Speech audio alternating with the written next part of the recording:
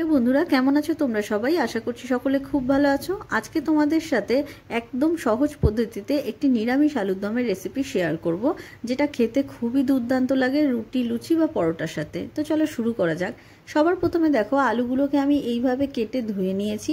এখানে নিয়েছি একটা বড় সাইজের টমেটো স্লাইস করা, হাফ চামচ মতো হলুদ গুঁড়ো, গোটা মশলার মধ্যে নিয়েছি আমি এখানে একটা জায়ফল, যেটা আমি লাস্টে গুঁড়ো করে দেবো, গোটা গরম মশলা, একটা বড় এলাচ আর দুটো তেজপাতা। এখানে নিয়েছি কাশ্মীরি লঙ্কার গুঁড়ো, গোটা গরম মশলার গুঁড়ো, আর এখানে 1 চামচ গোটা জিরে, 1 চামচ আদা আর কাঁচা লঙ্কাকে এইভাবে বেটে নিয়েছি হিং। তো সবার প্রথমে দেখো, গোটা মশলাগুলো আমি এইভাবে ফোড়ন দিয়ে দেবো, তার উপর দিয়ে দেবো আমি আলু। লবণ আর হলুদ দিয়ে আলুটাকে ভালো করে একটু লাল লাল করে ভেজে নিতে হবে। যতক্ষণ না আলুটা একটু লাল লাল করে ভাজা হচ্ছে, বেশ ভালো করে ভাজতে হবে। ততক্ষণ তোমরা এটাকে ঢাকা চাপা দিয়ে রাখতে পারো, তাহলে তাড়াতাড়ি হয়ে যাবে। তো দেখো, আলুগুলো একটু লালচে লালচে হয়ে গেছে। এরপর দেখো, বাকি যা যা ইনগ্রিডিয়েন্টসগুলো আছে আমি সব একসাথে এটার মধ্যে দিয়ে দেবো, আর দেবো সামান্য হিং। এবারে সব মশলাটাকে ভালো করে কষিয়ে নেব। আর হ্যাঁ, আমি লবণও দিয়ে দিয়েছিলাম। এবার শুধু মশলাটাকে ভালো করে আলুর সাথে কষিয়ে নিতে হবে।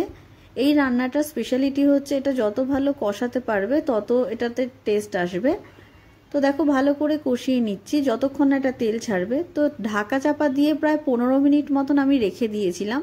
তো দেখবো চলো আলুটা সেদ্ধ হয়েছে কিনা, একটু ভালো করে নাড়িয়ে চাড়িয়ে নিলাম।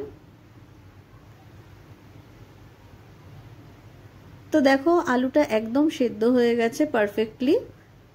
তো আবার ভালো করে নাড়িয়ে চাড়িয়ে আমি এখানে জল দিয়ে দেবো। তোমরা এখানে জলের পরিমাণটা নিজেদের টেস্ট অনুযায়ী দেবে, মানে তোমরা যদি খুব বেশি ঝোল চাও তাহলে জলটা একটু বেশি ইউজ করবে। আমি একটু গা মাখা করব রেসিপিটি, তার জন্য আমি কম জল দিলাম, প্রায় 1.5 বাটি মতো জল দিলাম।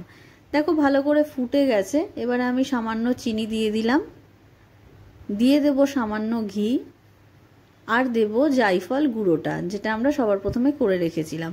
আবার ভালো করে নাড়িয়ে চাড়িয়ে নেব। ব্যাস, একদম সিম্পল আর সবথেকে সহজভাবে আলুর দমের রেসিপি। তোমরা বাড়িতে অবশ্যই ট্রাই করতে পারো, ভীষণই চটজলদি হয়ে যায় এই রেসিপি।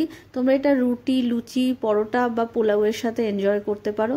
তো আজকের রেসিপি তোমাদের কেমন লাগলো? ভিডিওটি যদি ভালো লেগে থাকে তাহলে প্লিজ চ্যানেলটি সাবস্ক্রাইব করো আর ভিডিওটিকে লাইক করো। Thanks for watching.